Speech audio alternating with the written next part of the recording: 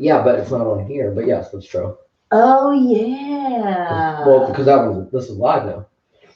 I love how, man, we are comfortable. Heck yeah, you gotta kick them feet up. Hopefully there's nothing dirty on the bottom of my shoes. Sorry. I just took my shoes. Where am I? They're all the way over there.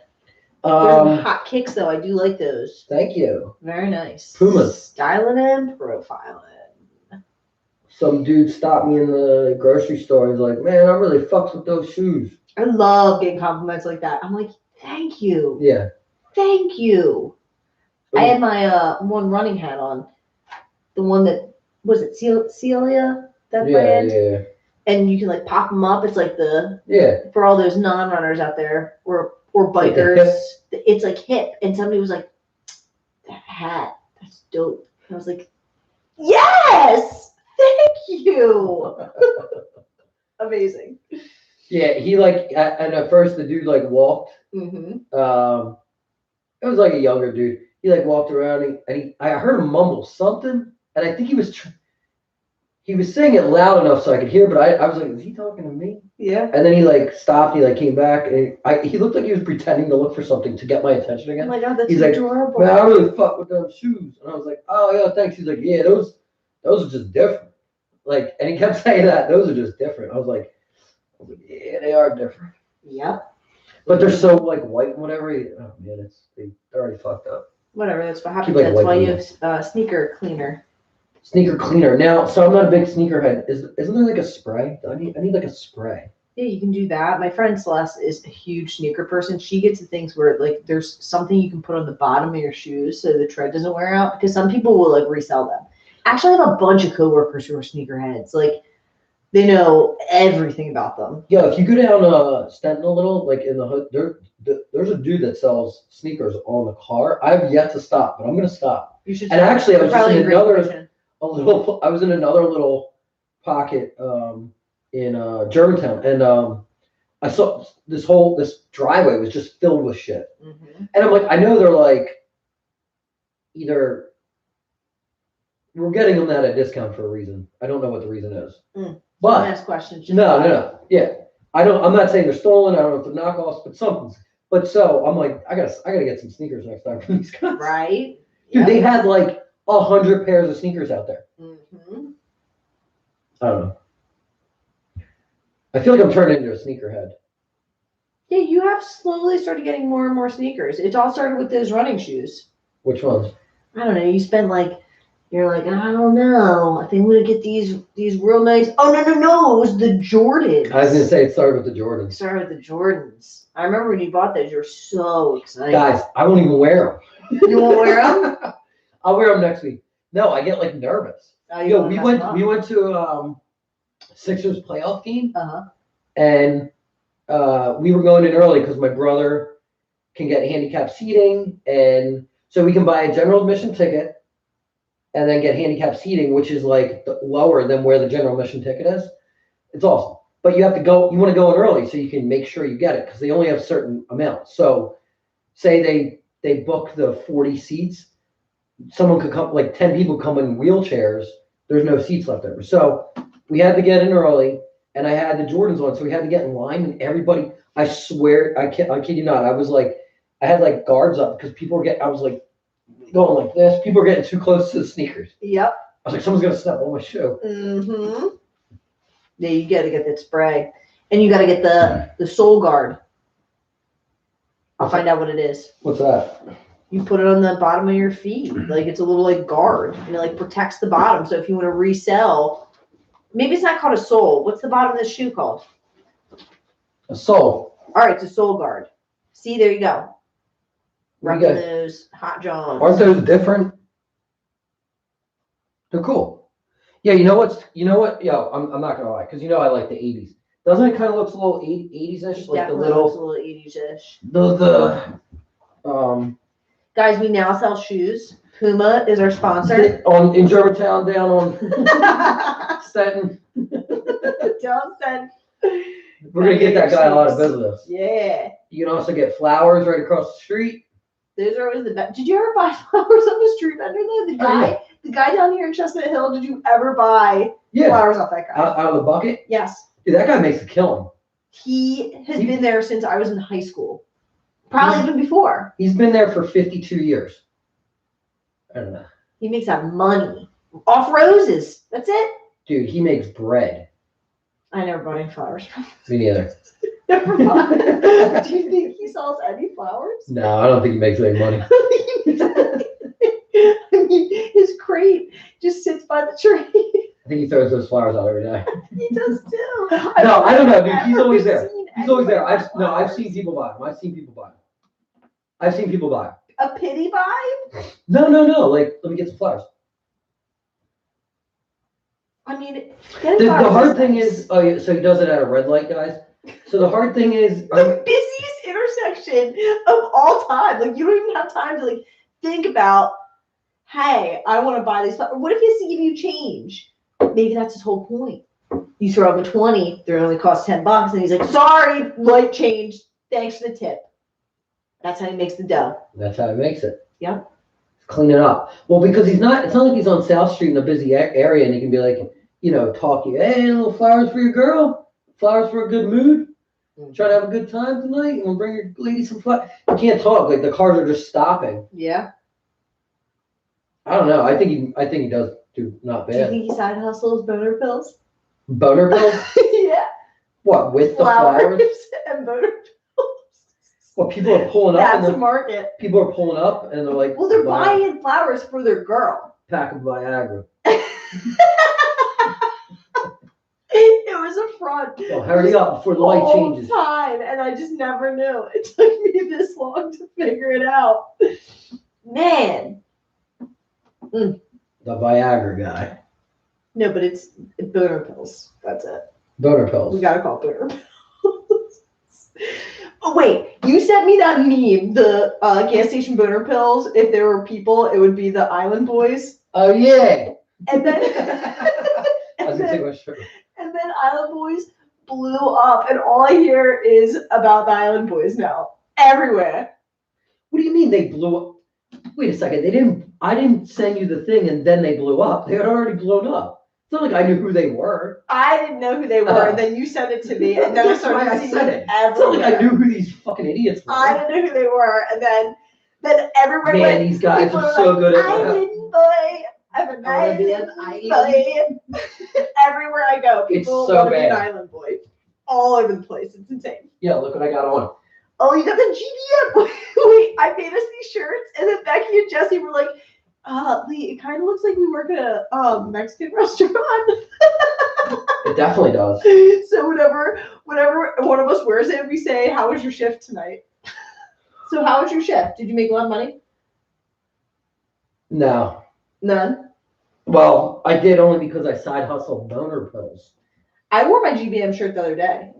Did you? Yeah. It's a nice shirt. Right? Good material. Looks nice. Try to get some skulls on there, but it just looks like a taco joint. Make sure you subscribe. Thanks, guys. That seemed like a good time. That was a great time. All right, so should we get into this thing? Yeah. Wait, do we have any updates, anything to talk about? No, we should have saved some from the last 5. I know. We would just be talking about literally the same things. I don't know. I'm still wondering who killed the Murdochs. What the hell happened to Brian Laundrie's body? Did he get eaten by alligators? And what really happened on the Rust set? What happened on the Rust set? Why can't they tell us? Yeah, we just. What would happen if they told? Oh, I know why. I guess if there's too much information that's public knowledge, then when there's a jury, they're going to be swayed to an opinion. Yes, that's exactly it. That's stupid, guys. I'm not going to be on the jury. You can email me. Yeah, seriously, let us know. Just make sure the 15 to 20 people who are going to be on the jury, they don't hear, but let the rest of us know. I just don't understand what happened. I don't understand. Nobody understands. We all want to know. It doesn't make any sense. The assistant DA or the DA came out and said that it wasn't a sabotage. Because at one point it came out that it could have been sabotaged. Really? I didn't even hear that. That someone put a live round in the box of dummies.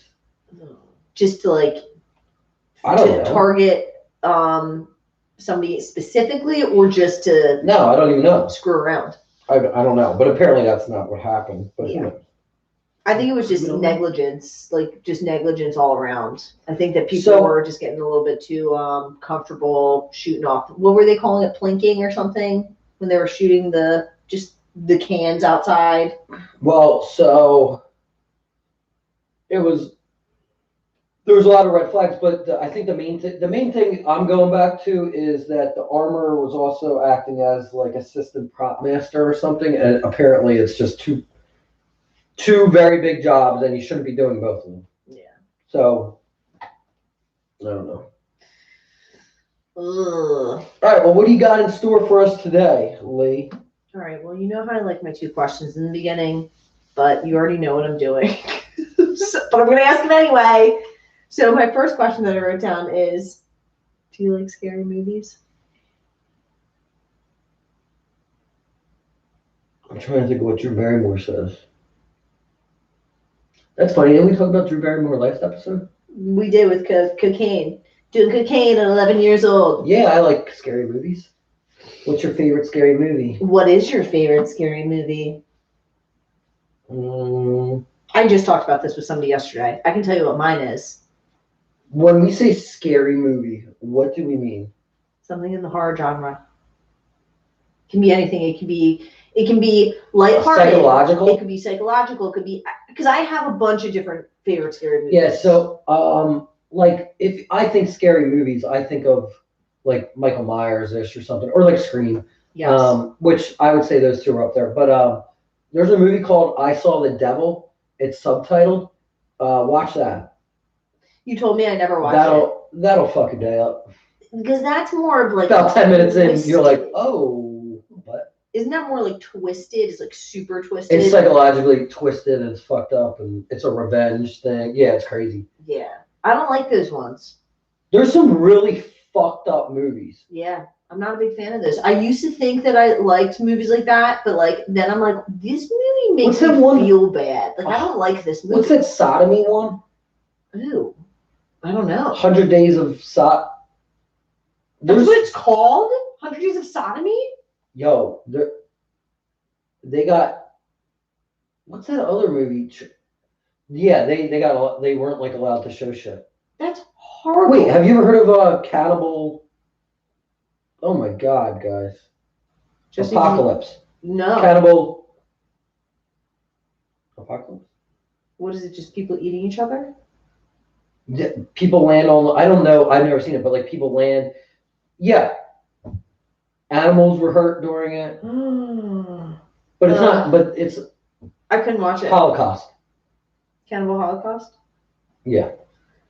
But anyway, there's some really fucked up movies. But so when I think scary movie, I would say one of the first scary movies, adult scary movies I saw was Halloween 4.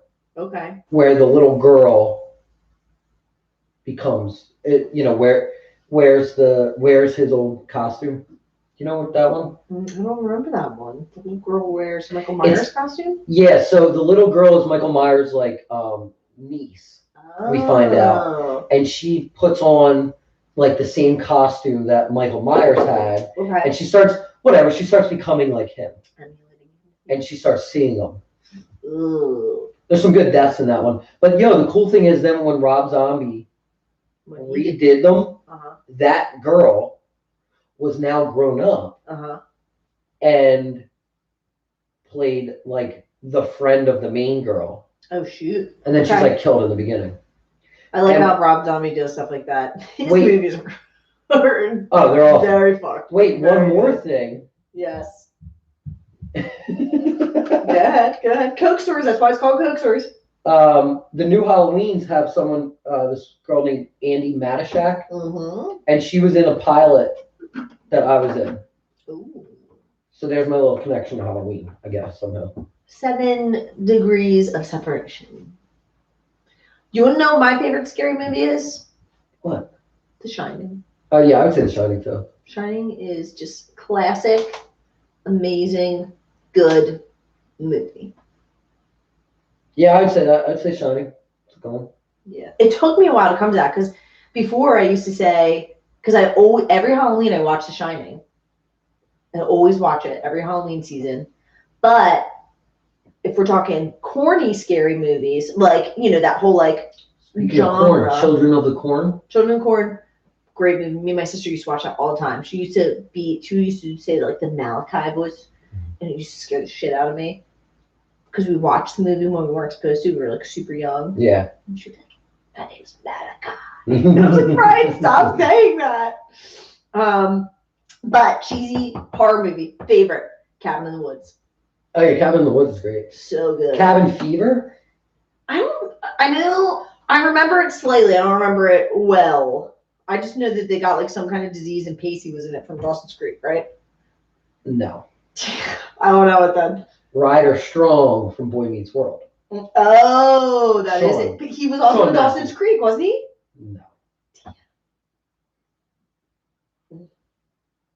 But wait a second. Speaking of Dawson's Creek, who wrote Dawson's Creek? I don't know who. Kevin Williamson. What else did Kevin Williamson write? Wait, Kevin Williams, the guy who did Mallrats? Williamson. I don't know. Kevin Williamson. He also wrote Scream. Oh, and that was a full come around right there. All right, we've got to lead to the next thing. So what case am I doing knowing that we are talking about Scream? I know, isn't that funny? That is crazy. Good job, Jesse. Cassie Jo Stoddart. Yes. You know what's very interesting about this case is that I thought that this was the only murder that was kind of in the movie Scream was blamed for encouraging these two people to murder this girl Casey. But you know what's interesting? When you Wikipedia Scream or like Scream murders or just the movie Scream, I'm sorry. If you just look up the movie Scream and you look under controversies, there's 4 cases that pop up that people who had murdered somebody were inspired by the movie Scream. None of them are Casey's. Really? Which is insane to me. Yes. So, all right, for those who don't know, Scream is a movie that's made in 2006. Oh, no, I'm sorry. No. Was it made in 2006? No, I did. I looked this up. It had to have been. Nope. 1996? That was it. Why did I put 2006? 1996, because I was 12 It's when I saw definitely it. mid-90s. I guess it's 96. Yeah, 96 sounds right. Because I was 12. I definitely Yeah, saw it was it. 1996. Yeah, I was like 8. I was in I was eighth old grade. enough. I was old enough to say it. Yeah, that would make sense. 1996, yes. So Scream is 2006. I was 22. Oh, you know what? I was so scared. The case happened in 2006. Yeah. That's why I wrote 2006. Okay, so for me, Scream was like the turning point in horror movies because before there was like, I used to watch like my parents' horror movies like Friday the 13th, right. Freddy Krueger. Yeah. But this was the first time that there was a horror movie for our generation where like the killers were also like, it was like sexy and like fun and like funny. And it's Wes Craven. And he did all the other shit. Freddy Krueger and whatever else. But remind me, and I it redid his career, that movie. Totally redid his career. I just remember like horror movies were like okay, but like when this came out, I was like, yo, horror movies are where it's at. I was like, this movie's dope. Yeah. Loved it. I remember too, Scream. I went to go see it with my sister and her friends because I thought she's older, and I always wanted to hang out with them. I thought they were all cool, so I went with them. And then afterwards, I was on the phone with we were like on the phone with this girl Candace, and we were talking, and like it was like old school phones, like with the little cord and everything. Yeah. And we were talking about how scary the movie was, and she was home alone. She's like, I thought I heard something in my garage. She goes into the garage, and all of a sudden, it sounded like she dropped the phone, and it went static. And me and my sister were like, oh my god, she's gone! Like we gotta go to Candace's house. I remember like we went to like get my mom. We're like, we gotta go over to Candace's house. Like something happened. And then she called back. She was like, sorry guys, just dropped the phone. I'll never forget that. Wait, which is normally what happens. It would always happen. But not in this case. Not in this case. Because unfortunately. Yes, because if you've ever seen Scream, doesn't it happen in the garage? Something happens in the garage and the phone goes dead. But okay, so we're talking about a case for Cassie Jo Stoddart. So this case happened in September 22nd, 2006. I finally got the year correct for this one. So Cassie, at this point, I'm starting with the night. Wait, it's Cassie or Casey? It's Cassie. Cassie. Did I say Casey? It's Cassie. Cassie. I don't know. Maybe. But maybe I did too. But it's Cassie Jo Stoddart. Okay, Cassie. All right, we're going with Cassie. Sorry, guys. I'm really bad with my pronunciations. So Cassie, correct me if I say it wrong again. Okay. So Cassie's at her aunt and uncle's house, Frank and Allison. They're in Idaho. They went away for the weekend. They asked Cassie to house it and pet sit for them. She planned to just stay the weekend there. Her aunt and uncle completely trusted her. She's 16 years old at the time. She'd helped them like out plenty of other times before, like doing like babysitting for them. So they really they trusted her to stay at the house, even though she's a 16-year-old girl. And any of us at the age of 16 are probably having like parties and people over, but like Cassie was a straight A student, very trusted. She didn't drink or do drugs like any of the other kids. So this night, Cassie decided to have her boyfriend over. She's dating a guy named Matt Beckham. Matt, I knew that. Yes. So they were just gonna like hang out and watch a movie. They're gonna watch. Do you remember what movie it is? It's not really big, but you're just into movies. That's the only reason I asked. Can you give me a hint? Yes, Uma Thurman. Yellow. Kill Bill? Yes. Oh, I didn't know that. Yeah, so they were just going to watch Kill Bill. It was, out at the time. So they were hanging out at her aunt and uncle's house. During the course of the night, Matt invited some mutual friends over. So, and they were Matt and Cassie's friends. So they all went to school together. The friends were Brian Draper and Tori. I almost said it wrong. Tori Adamick to hang out. So the four were hanging out for a while. They were watching the movie, and then at some point, Brian and Tori said that they were going to leave and go watch a movie at the movie theater. So they just decided to leave, Cassie and Matt alone. So shortly after Brian and Tori left, all of a sudden it was weird. Like the lights started going out at Cassie's aunt and uncle's house, and they were hearing some noises in the basement, and they really weren't sure like what it was. They didn't go investigate. The lights eventually came back on, but Cassie was getting like this really like weird feeling. She was feeling scared.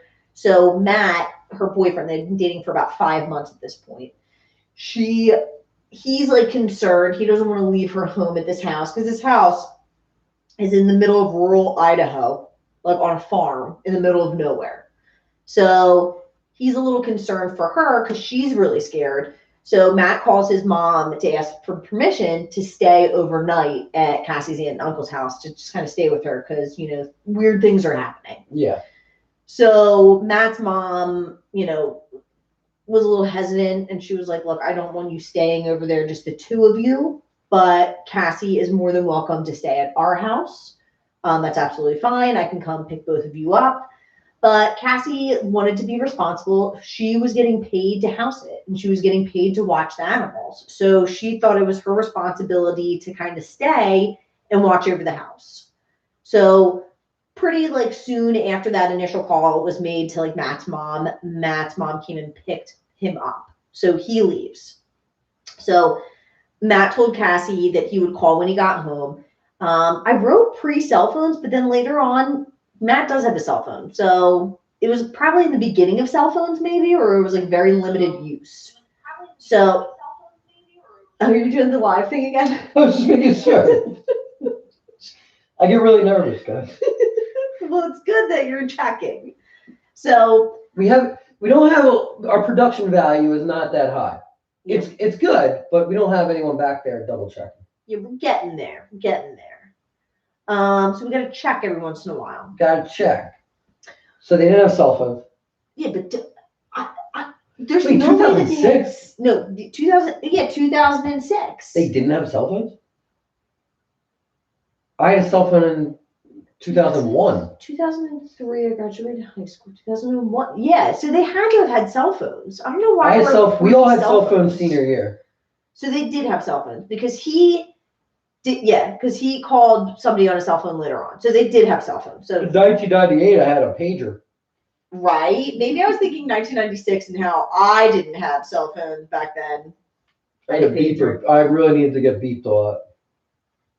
But who were we beeping each other? Like codes. It was like, hey, good night, how are you doing? Or I love you. Or no, we used call to put 911. Yeah, we used to put numbers, and we had that you would meet in those spots. Like 1 was the water tower, 2 was Wawa, 3 was the woods. Yep. I don't know why we couldn't just tell each other this shit like before. But it was cooler that way to use the pagers. Like we get out of grade school, and it's like instead of being like, "Yo, you want to meet at the water tower at 6?" It's like, "Yo, I'll page you later." Yeah. And then I just page 6, or I page number 2 at 6. Number 2. All right, so they did have cell phones. So once Matt arrived at home, he called Cassie and she didn't pick up. He really had assumed she had fallen asleep and went to bed. He wasn't really thinking much of it. But for the rest of the weekend, Matt would call Cassie and her aunt and uncle's house multiple times, and Cassie did not pick up. Why would he go over there? Not that it mattered, but like, why would he go over there? So it did say something about like he didn't have a car, and so he was trying to get over there. At one point, he was going to ride his bike over, but there was speculation around that too. But like he did try to get over there. My bad. Yeah. So, you don't have rollerblades? Not everybody's as cool as you, Jesse. Not everybody has rollerblades. Have you gone rollerblading recently? Yeah. They're in my work truck right now. Where did you rollerblade the most recently? We were on a job, and I'm just joking. I was on a job just rollerblading. I swear to God, I thought you were going to say that. I mean, it's the easier way to paint. I just hold the roller up and just roll down the street. That's the way to do it. Schuylkill Trail. I love the Schuylkill Trail. It's very nice there. It's awesome. Nice flat running. Yes, we're rollerblading. Okay, so now it's Sunday. So this all happened. The last time Matt saw her was on Friday night when they were watching the movie. Now it's Sunday. Sunday night, Frank and Allison, along with their 13-year-old daughter, they arrive home. This is when the 13-year-old, her name was not in any of the articles because she was underage when this happened. The 13-year-old came across a horrific scene. Oh, her niece. Her niece, yeah. It's okay. We have a low production set. Very low production set. We have this little shot. I moved my knee. The microphone hits her in the face. One day we'll get this right over here, folks. Okay, so all right, let's go back to Sunday night. Frank and Allison, they arrive home. Their 13-year-old daughter goes, first one in the house, goes into the living room, stumbles across a horrific scene. Cassie had been brutally attacked and had been, well, we'll get to it in a second. She's probably fucked up for the rest of her life. I found something very interesting out about that I'll put at the end. Okay. Hopefully she's not. Well, okay. I'll add it at the end. So investigators quickly arrived and began processing the scene. Police really didn't see any signs of forced entry or, anything like that.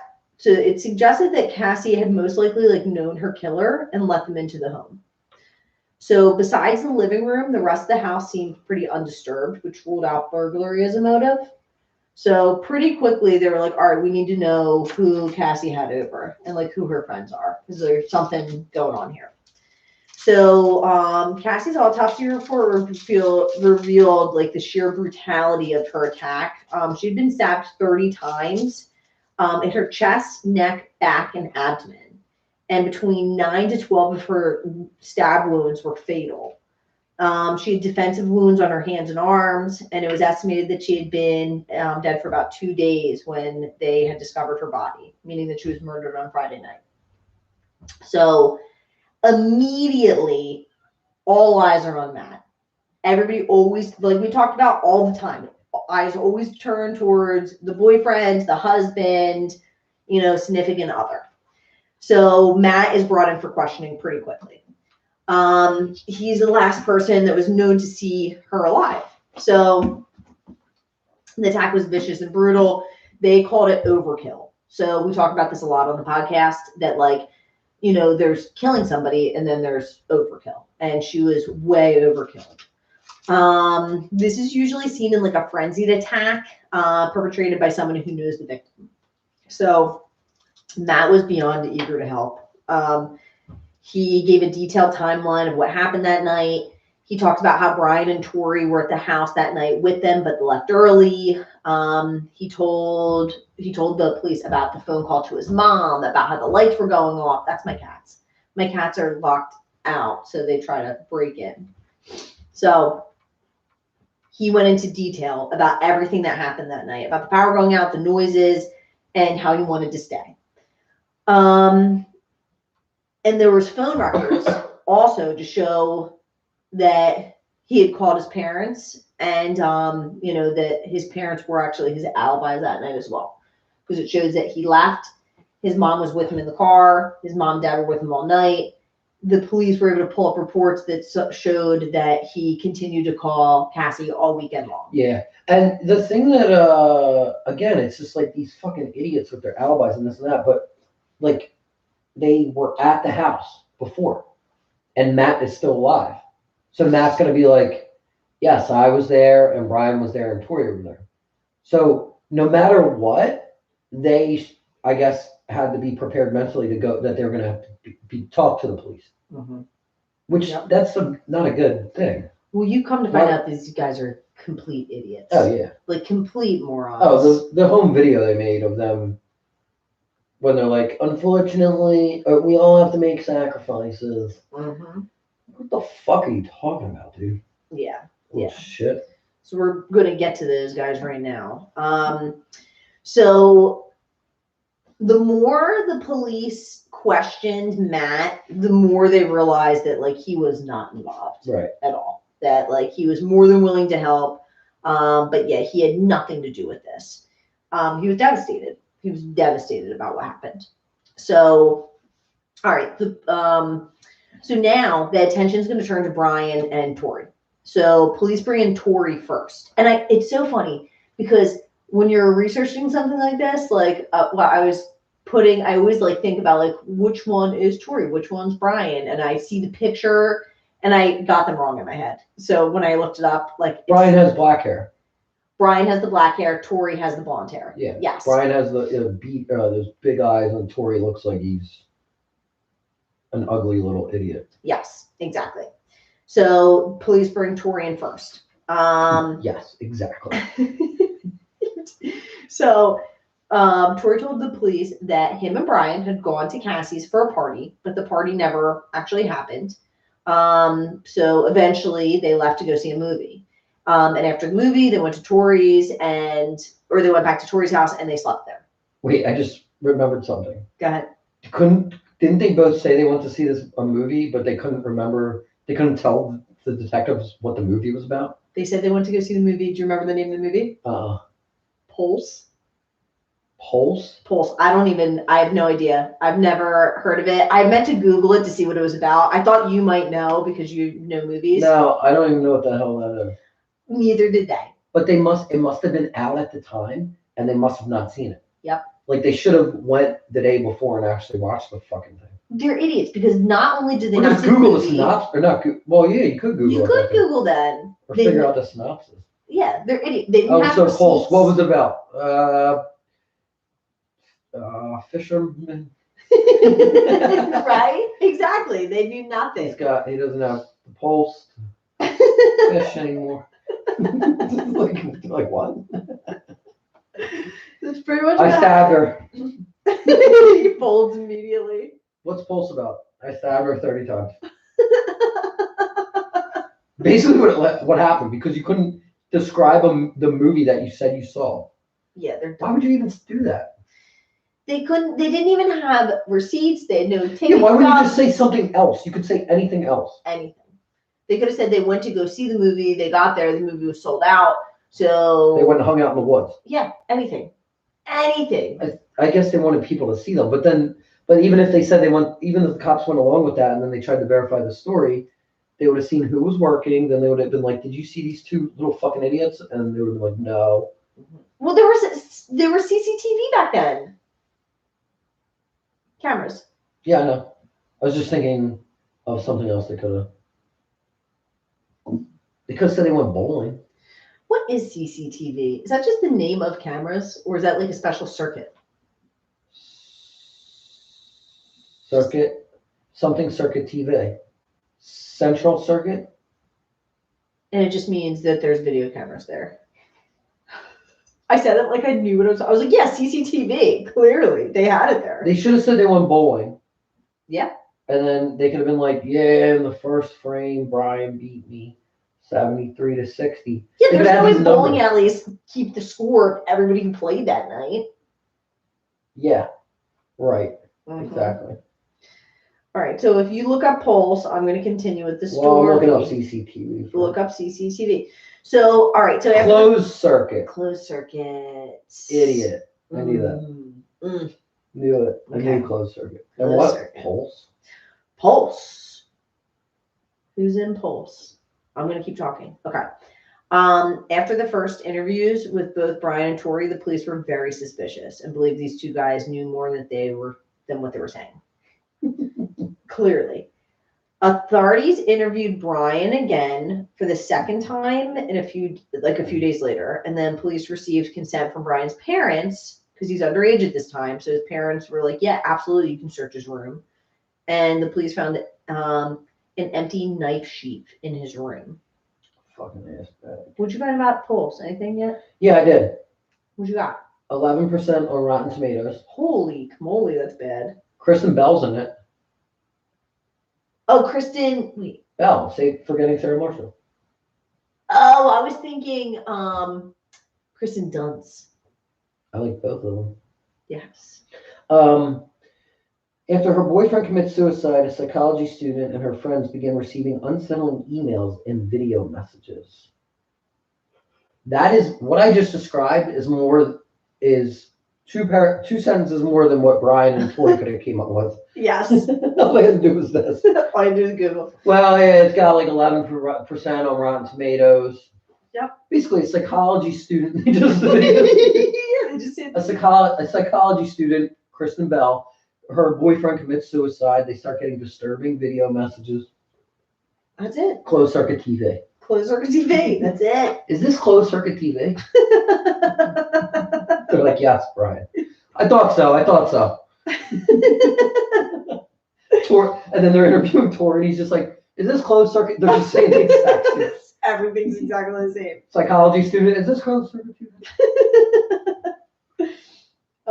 But that was one of the things that the detective said, that they were like too close. The stories were too much, too on point. Yeah. Like exactly. Well, same that's what words. always gets everybody caught. Yeah. You know, saying the same thing. Like change your story up just a little bit from your partner. Yeah. But yeah, so police get permission from Brian's parents to search his room, and they find this empty knife sheath. So like the casing of a knife. Police brought Brian in for his third interview, and they pushed him hard about the details on that night. And he immediately spilled everything. Yeah. He told the police the whole master plan and pushed all the blame on Tori. On Tori, yeah. So what he told police, he led police to this like isolated area. It was in Black Rock Canyon, and he told the police to like dig, like a spot to dig, and they saw that like the earth had been disturbed. So once they started like poking around, they found old clothes, weapons, masks, videotape, like a tape recorder, and tapes. So, good. Did you see the videotapes? Yeah, they like confess everything. But he's on there doing the exact same thing Tori is. So it's funny he's pushing on the shit on the Tori, because he's like, yeah, we got to kill someone. Yep. I can't wait to kill someone. Unfortunately, it's going to be our friend. Yeah. Yeah, that's exactly like what ends up happening. They're like, at trial, they're like, no, you dumbass. Like, you videotaped yourself. They're in the car after. They're like, Holy shit. I stabbed her. We can't believe. Yeah, it's insane the things that these guys say. Yeah. And just videotape. And I had written this here. Brian said that Tori was the one who came up with the whole plan and to murder Cassie, and that he stayed and helped out of fear that Tori would kill him as well. Oh, please. Yeah. Oh, here's a more detailed list of what they found in this thing. So the evidence included 2 dagger-style knives with sheaths. I don't know if I'm saying that right. Sheaths. A silver and black handled knife with a smooth blade, a folding knife, a red and white mask, latex gloves, and a damning videotape that contained footage of both the killers explicitly planning Stoddard's murder. So like a detailed description. Did you see the masks, what they look like? I didn't know they had masks. Yeah, they had, you can find there's a picture online, and it's, the police took a picture of this like cache of stuff that they found, and these idiots tried to burn it. And so, but it's pieces of a mask. It's a white mask, and right around where the eyes and the mouth are, it looks like blood's dripping down from it. So they dressed up. They dressed up like the Scream killers, but they didn't have the Scream mask. So both of them were dressed in masks when they killed I didn't know that. That's terrifying. Yes. Well, what they did, and I'm going to go over in detail what they did when that night, what happened, but like, shit. Yeah, did you see it? Yeah. This. Yes. It's crazy. But the one's burnt. Yeah. Yeah, so it's terrifying. It's like terrifying what they did to this poor girl. Yeah. These guys were like definitely 100% inspired by the movie Scream, and they were trying to emulate the killers. So the tapes. There's multiple snippets of these tapes that you can find on YouTube of these guys talking very openly about wanting to be murderers. Now, it was interesting too because both of them are psychopaths, and both of them wanted to kill people, but they wanted to do 2 different things. And I might say this backwards because I didn't actually write it down, but I'm just gonna say one of them wanted to be more like a Columbine style massacre, what they wanted to do, and the other one wanted to do something a little bit more like calculating, like what they did to Cassie. So they were kind of like back and forth on like how they were going to kill people, but they just knew that they wanted to kill people. They made tapes all the time. They made tapes of, oh, whoa. I did not see that. That's crazy. It just popped up. Ugh.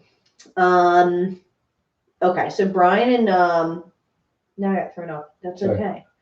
Okay, so they both had 2 different styles. 2 different styles. Oh yeah. So some of the articles talked about how they were inspired by, like I was just saying, the Columbine killers, Dylan Klebold and Eric Harris. Oh, those idiots. Yeah. So they made like a bunch of tapes.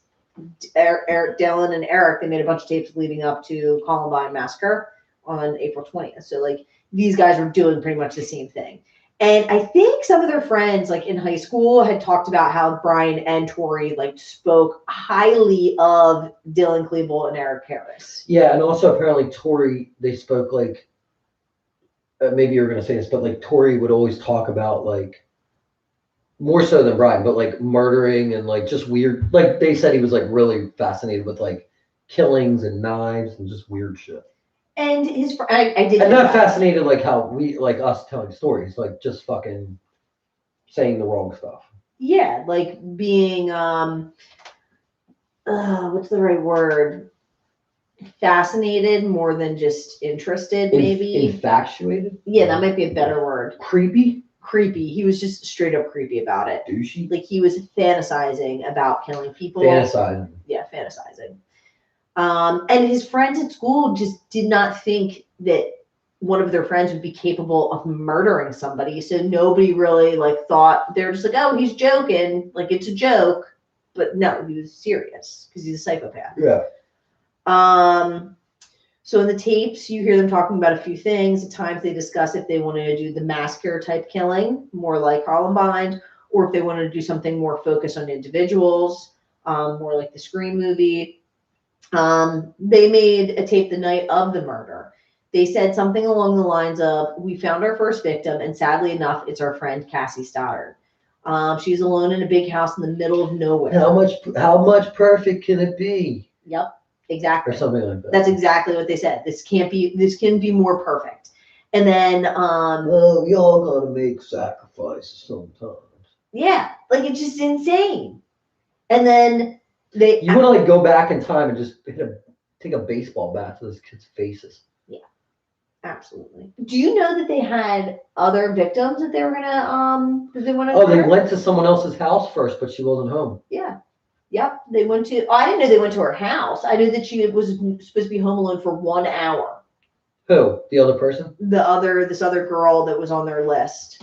They were going to squeeze her in. They said that excuse me, she was going to be home alone for an hour, and that they might squeeze her in, killing her first, and then going over to Cassie's to kill her and Max. They wanted to kill Matt as well. They wanted to kill Matt, yeah. Because they were thinking what was going to happen is they were going to make, and I'm going to go over this next. What actually happened? They were thinking that they were going to make this noise in the basement, and that like a movie, you know how you're like, oh, I heard a noise in the basement. Let me go investigate. Yeah. So they assumed that was going to happen. Because they're idiots. So I guess we gotta go upstairs. Right? It's insane. So what actually happened? On the night of the murder, Brian and Tori were invited over because they were mutual friends. I think it was Brian actually had a crush.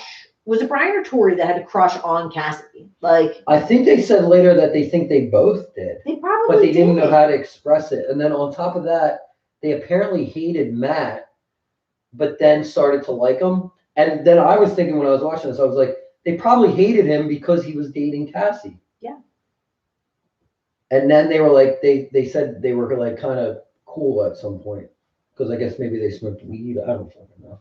I don't know either. But I mean, somehow they were friends with Cassie and Matt because they went over there. They got invited over there that night. And actually, Matt calls Tori after he leaves because he wanted to try to meet up with them and hang out with them later. Yeah. He was trying to sleep over someone's house. Yeah, I think he was trying to sleep over Tori's house. Over Tori's house, and Tori didn't want him to anyway. Yeah. But then also, I was just going to say, earlier that day, wait, were they in school that day? Was it a Friday? It was a Friday, yeah. Earlier that day, do you remember they videoed Cassie at the locker? No. I think Tori walks over, and I think it was just to get her on video, like to show her at school, like the day of, before they kill her. He's like, "Did you see Brian? He's supposed to meet me at the lockers." And she's just like ignoring him. And he's like, "You don't really care, do you?" And Cassie's like, "No." And I really think he was just trying to get her on video. That's so crazy. Because he knew what he was going to do. Yeah. Premeditation. So, yeah. So at the night of the murder, Brian and Tori were invited over. They spent 2 hours at Cassie's aunt and uncle's house, and Cassie like gave them like a full tour. She like showed them the house and the property. She was excited to be there. Yeah. So during this tour of the house, Brian unlocked the basement door. Right. So he gave them entry to the house. So that's why there was no sign of forced entry, because they let themselves in. So Brian and Tori left. So they had been there for 2 hours. They said that they were going to leave to go see a movie. So they leave, they back out of this driveway, and then they returned. So they parked their car down the street a little bit and walked back to the house, and then broke back into the basement by that open door. So actually, before they even did that, they put on dark clothes, gloves, and the masks. So they were fully 100% prepared for what they were doing before they even got put the masks on for the walk? Probably. That sounds dumb because they're like white masks. You could spot that shit. From a mile. Yeah. But there was no neighbors. This house was literally in the middle of nowhere. So, yeah, they're dumbasses because you're right. Somebody could have spotted them. But it was very isolated. Man, this is such a shitty situation. It's the shittiest because, like, these guys are just such pieces of shit. Like, she's trying to do a favor for her aunt and uncle. Like, and so many people probably blame themselves for what happened. Like, her aunt and uncle, I mean, also Matt and Matt's mom, You know, there's just so many things where like. I wonder if she was like paralyzed with fear because she didn't leave the living room. She was. We'll talk about it in a minute. Yeah. Like what happened. And you looked. They'll say something like that. There was a couple articles, and one of them, it didn't say it in all of them, but one of them, I'll just say it now. So it sounded to me as if she was terrified because when they came back up through the basement door, she was she was on the couch, she was sleeping in the living room, and she had a blanket over her, and she was not moving. So she was probably paralyzed in fear because she's home alone at this house. She hears noises in the basement. The lights are going out. They were banging the closet, like they were still in the basement. They were banging the closet door and like yelling. So like they're actively trying to terrify her while they're in the house. And like, just think about like how freaked out you get. Like I'm a 37-year-old woman and I get freaked out inside a house by myself if I hear like a little noise downstairs. Imagine being a 16-year-old at your aunt and uncle's house in the middle of the woods. Your boyfriend was over before and you heard weird noises. Now he's gone. You're trying to just protect this house and these dogs. I wish she would have locked all that, like double check some shit. I know. Like barricaded herself in. Or like gone into a bedroom. Like whenever I don't know, like whenever I'm like house sitting somebody, like I'll be like, all right, after I've locked up, I'm going to lock myself in the master bedroom, you know? Or if I get like freaked out in my own house, sometimes I will lock my bedroom door. I'll lock like me and the cats in. Your cats are trying to scare us. They are trying to scare us because they want to be down here with us. Yeah, I'm the same way. I have a lock on my bedroom door. Same with me. I'm like, fuck this. And she was probably just trying to be brave, you know? I know, it's a shame. So, okay, so I kind of already went over this, but I'm going to go over it again. So what happened is they snuck back into the house. At this point, they're in the basement. Matt is still there at this point because he had not left as of yet. So they're in the basement. They snuck back in, and Brian and Tori, they start making noises from the basement. They're trying to lure Matt and Cassie into the basement. So why? Because of what they want. Their master plan was they wanted to wait in the basement. They wanted to turn the lights out or make noises, have them come downstairs, and then they would attack them. Okay. So that was their master plan. So, and they wanted to elicit fear. Like it was all like this fear thing that they wanted to elicit. Too bad Matt wasn't there. I mean, like, yeah, maybe he obviously he could have been killed too, but I just feel like he could have also been like a bit like, hey, let's go upstairs, or he could have at least defended. I know, and that's what's a shame because it seems as if sounds like they still would have got fucked up, but like maybe he could have. Yeah. And was he like a football player or something? Yeah, he was a football player. And dude, Brian was like tall. The Tory was a little shit. Yeah. It would have been not good, but at least there would have been something. Because it sounds like she just sat there and just got stabbed to death. That's exactly what it sounds like. She was probably so scared, this poor girl. So back to before Matt leaves. So Brian and Tori are in the basement. They're making noises. Nobody's coming downstairs. So they escalate the situation. They find the circuit breaker and they turn the power off to the whole house. And still, Matt and Cassie don't come downstairs. So eventually they turn the circuit breaker back on. So now Matt and Cassie, at this point, they're freaked out. So that's when Matt calls his mom and is like, hey, look, like there's weird stuff going on over here. Cassie's nervous. Can I stay overnight? And like you're 16, so maybe you didn't do a good job.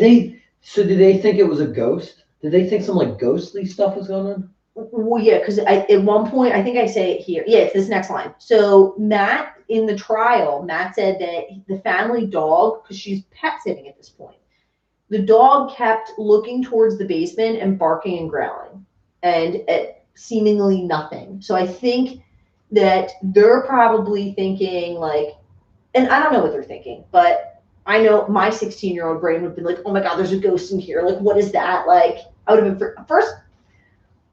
I mean, I give Cassie props for staying at that house by herself after hearing all that stuff. Because, like, I wouldn't have been able to. I stay at my uncle's house in Massachusetts. He's on like 22 acres. Mm-hmm. There's nothing around there. There's nothing ever bad going to happen, but it's still scary. So I like lock everything, and I have like a shotgun. Mm-hmm. I'm like, if this will be the time when something does happen. Right. Like an inmate will get out. I'm here by myself. Yep. I literally I had a loaded shotgun in like the living room. Yeah. And a handgun somewhere else. I'm like, there's no way. So I'm just saying, like you said, I'm scared of things. Right. I'm just. If Matt was still there, it's just hard. If I was those two, I would have just been like, yo, we gotta go. Let's just go somewhere for right now. Yes. We can come back. Yeah. And I think that's what Matt was trying to do. Call the police. Anything. And I think that Cassie was trying to be brave, and Matt was trying to say, hey, look, I'll either stay with you or come to my mom and dad's house. But it just, for whatever reason, like they just go to the bedroom and barricade it in. Yeah. They just couldn't get on the right page. So yeah. And so Matt calls his mom. His mom says, hey, look, I don't think that it's a good idea for you to stay over there, because they're 16-year-old kids. She's probably thinking like, hey, they're probably just making up stories so they can have a little fun together. Yeah. Not realizing the severity of the situation. Well, nobody knew, yeah. Nobody knew. Matt didn't know, Cassie. I mean, if they knew, obviously, it would have turned out different. Yeah, I'm they sure would have just people are left. like riddled with guilt nowadays, but unfortunately, that didn't happen, and Cassie decides to be brave, and she stays at the house. So Matt's mom picks him up at 10:30. When Matt gets into the car, he used his cell phone to call Tori and to see where him and Brian went, and because he wanted to meet up with him, like we were talking about. But what happens is Tori does pick up his phone, and he like whispers in a really low voice, and he's like talking to him, and Matt was like, well, I just assumed he was in a movie theater. Little did he know he's like in Cassie's basement. I didn't know that. That's crazy. Yes. So, and I guess, I don't know how the conversation went, but they hung up the phone, and, Matt just assumed that they were in the movie theater. So Tori and Brian, for a second time, now they know that Matt's left. They heard Matt, the whole thing, commotion with Matt leaving. So Brian and Tori know that Cassie's in the house by herself. So what do? Turn off the lights again. Fuck with her more. Yep, they turned off the lights, and they were expecting her to come down to check to see what was happening, but she never came down. So after a while, I don't know if they turned the lights back on or not. I'm assuming they did, because they're dumbasses, and I'm sure they can't see in the dark to begin with. But they decided to go upstairs. So Brian was armed with a dagger-style weapon, and Tori had a hunting-type knife. And what happened with these knives, they're under the age of 18, so they wanted to buy knives from a pawn shop. And you needed to be over the age of 18 to buy knives at a pawn shop. So they like got one of their friends to purchase these knives for them. The friend wasn't in on it. The friend was just somebody who was, they knew that this guy was into collecting knives, and they just kind of what's the word I'm looking for? Recruited him to purchase knives for them. So that's how they got the knives. So they have these lethal weapons at this point. So what they do is, like we were talking about, they open up the basement door, and Cassie would probably hear them walking up the steps. I know. I was like, are they just walking up the steps? Yeah, like she probably was just like you said before, paralyzed in fear. And you know what's so sad? Like the family pets were in another, so she had the wherewithal to put the pets in a separate room to keep them safe. But I think she was trying to protect the house. So she was on this couch, just sitting there and scared, and kind of reminded me of when I heard this, how she had the blanket over her head, Home Alone. I kind of do that when I get really scared. I'm like, if the blanket's over my head, nobody can get me. It's you think it's this force field, or kind of a very kid type reaction to something. If you're still and quiet, maybe you won't be heard. Yes. And so that's probably maybe what happened. But they were slamming closet doors. They were really hoping to scare her, but she was paralyzed with fear.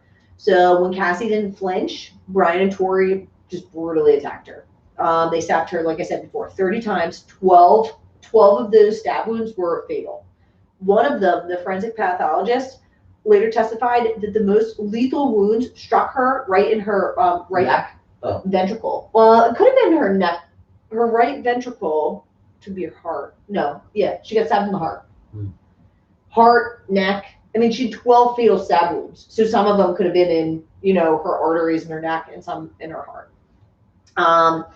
So there's footage, like you said, as soon as they left, after they killed her, because I think that she bled out. That's how she died. So she may have been alive for a little bit while they were still in the house, but I think she died pretty quickly afterwards. I mean, with that amount of stab wounds and bleeding.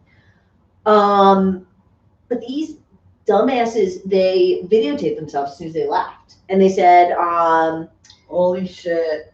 I just killed Cassie. Yep. I saw her lifeless body. Yep. I stabbed her in the neck. Yep. Just killed Cassie. That's what Brian said. We just left her house. This is not a fucking joke. I stabbed her in the throat. I saw her lifeless body." Yeah. And Brian said the whole thing. Brian Drew. Yeah, Brian. Oh, okay. Yeah, because Tori is. Yeah. Sorry, I was getting their names confused. But yeah, it was Brian that said that because it's Brian Draper. So that transcript was later read in court, and it demonstrated like the callousness of the pair. Yeah. And Brian also exclaiming how they'll make history by becoming notorious serial killers, because their master plan was they were going to kill her, and then they were going to kill all these other people on the list. One of the tapes, I think it said something about like, good plan. It took 16 hours for them to all crack. That same day, on Sunday, they found the body. By Sunday night, these guys were in the police office getting investigated. Like, They immediately knew. Immediately. These guys, once they got arrested, they referenced notorious killers. And it could have been on the tapes where they said this, actually. They referenced killers like the Hillside Strangler, the Zodiac Killer, and Ted Bundy. What a bunch of losers. Yep. They also mentioned being inspired by Eric Harris and Dylan Klebold for Columbine. They talked about the film Scream, in which, we talked about that, in which the killers Ghostface killed a mutual friend. So speaking of which, I have an autographed Ghostface mask. Oh, from Ski Ulrich, right? Billy Loomis, yeah. Billy Loomis. Billy Loomis, is that right? Yes, Billy Loomis and Stu something. You gotta be too deep, man. Remember at the end? Yeah. I can't feel my legs, man. Something like that. Matthew Lillard. Yeah, he's like bleeding out. Yes. I'm really hurting over here, man. It's like something like that. Jacqueline knows. You know what Scream movie is really good though that I watched recently? I had never seen it. Scream 4. Is Hayden Panettiere in this? There's a lot of now famous people in there. Yeah. Yeah, Hayden. Yeah. She's in it. Oh. Roberts. Eric Roberts' daughter is the killer. Julie whatever her name is. She's famous though. Julie Roberts' niece. Oh my God, she's in American Horror Story. Is she?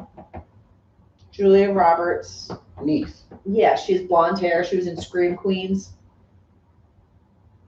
She was in We're the Millers. Just naming things. Yeah. Yeah. The same girl. It's something Roberts. What the fuck is it? I know. I can't think of it either. She used to date Evan Peters. Oh my goodness. Oh, Evan Peters is in American Horror Story, right? Yes, that's where they met. Oh. What the hell is her name? It's something Roberts. Whatever. Eric Roberts is his dad. Sometimes they like to do like stuff like that, like Eric, you know. Yeah. Like another E. Wait, what is it? It's she's cute. But yeah, there's a bunch of famous people. But I think she's the killer, right? I think so. I haven't seen it in a minute. Yeah, I'm pretty sure she is. She's so good in movies like that. Damn, that's really gonna bother me now. Okay, anyway. So I'll think of it. Okay, so trial. Shailene Woodley. Okay. All right, so we're talking about the trial now. So on April 17th, 2007, so like a year later, Brian Draper was found guilty of first-degree murder and conspiracy to commit murder. So Stoddard's grandmother, one down, one to go, she said. So her family was just happy that their baby had gotten justice, so that Cassie had gotten justice. Tori's trial began May 31st, 2007. He was convicted of the same charges by June. So both received life sentences in prison without the possibility of parole, plus 30 years to life for the conspiracy behind the brutal slayings. Both of them are serving their sentences in Idaho State Correctional Institute.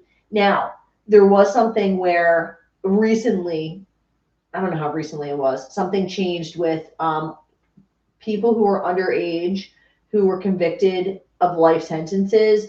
A lot of them came back around because they were juveniles at the time and they got life sentences.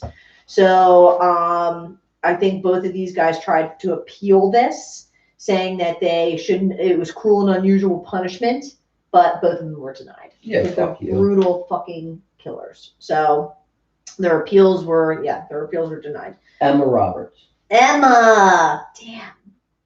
So you in the beginning had asked a question about this poor little 13-year-old girl who had found her cousin. So I found this very interesting article because they were talking about the house where, Cassie was murdered at. Yeah. It was her aunt and uncle's house. And they had lived in California before they moved to Idaho. And they moved to Idaho. It was like this picturesque dream of this house, this lifestyle that they wanted. So they got this beautiful rural property. It was their dream house. Idaho is like so scenic too. Yeah, it looks beautiful. So they hadn't even lived there that long before the murders happened. And so now you have this aunt and uncle, this 13-year-old girl, and I think they had a son too, who are now living in this house. So they tried to sell it. And because of how famous this crime scene was, it was damn near impossible for them to sell the house. So they are at the point where they're asking undervalue for the house just to get rid of it. They broke up, the aunt and uncle. They're no longer together because stuff like that, I feel like always like puts a strain on a relationship. So they divorced.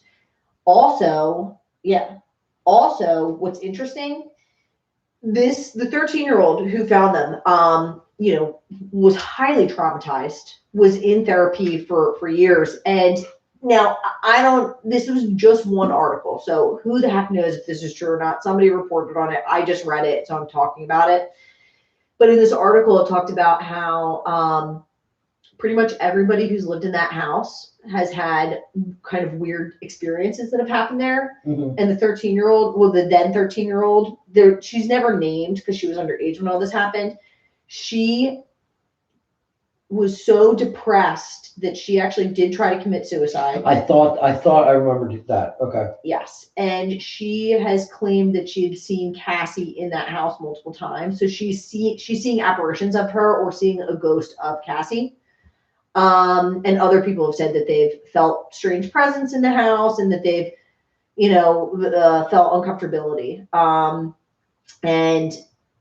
So it's just so depressing all around. And the house, I believe they still own the house. I don't think they could sell the house. Like they've tried, and it just become one of these things where, they can't get rid of it. Yeah. So that's all I got. That's crazy. I know. And going back to the beginning when I said this, I have to re-look this up, but it's insane that Wikipedia has 4 other cases listed that has controversy created from the movie Scream. So it was out there, but there was neighbors. Oh, really? Yeah, but so this back area, the back of the house, it was very much out there. But the front of the house, their house is in the middle.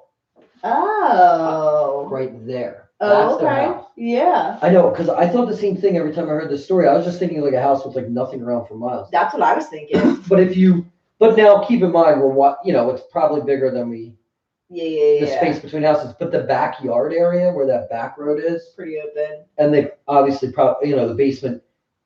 If you saw the back of the house, the basement door was below the deck there.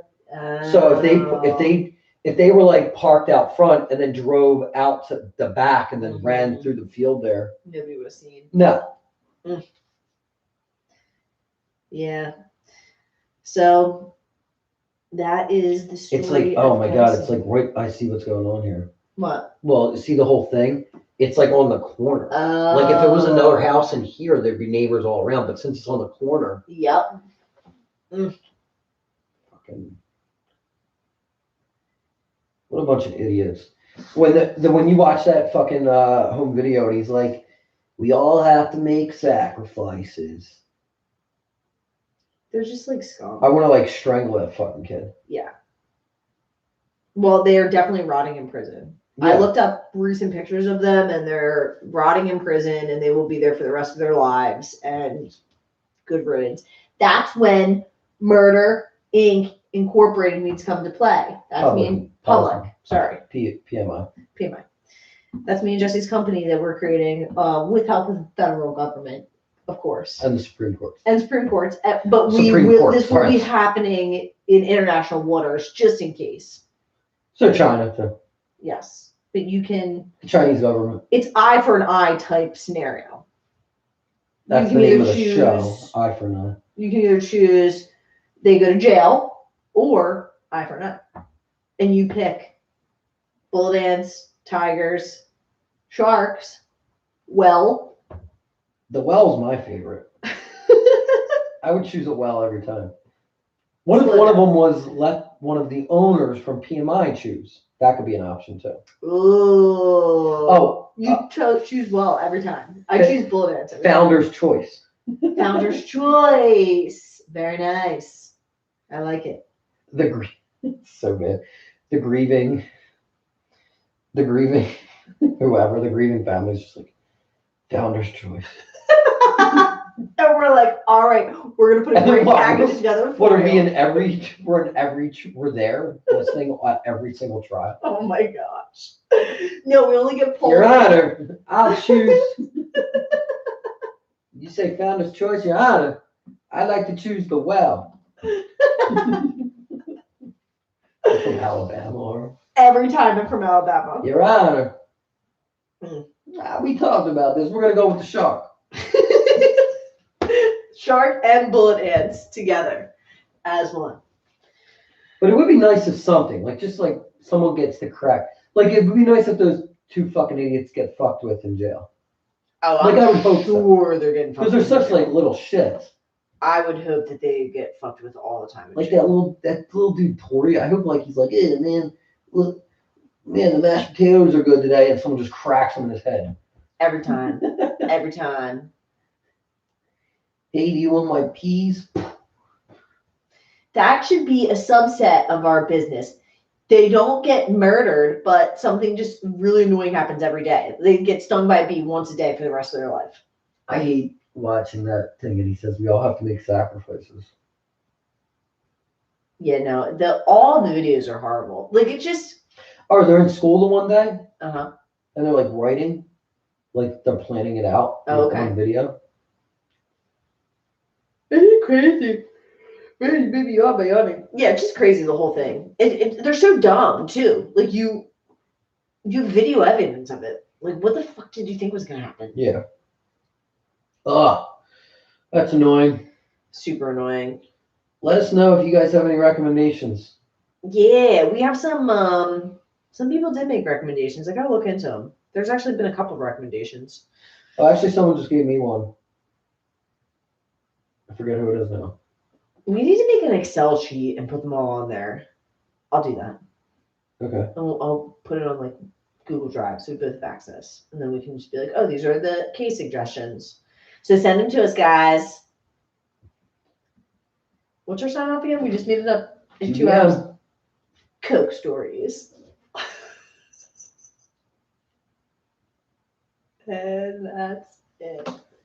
Have a good one. Bye, guys. Bye. We're just going to awkwardly sit here now. Am I supposed to get up and turn it off? Because you did it last time? No, I'll turn it off. Hi, Jess.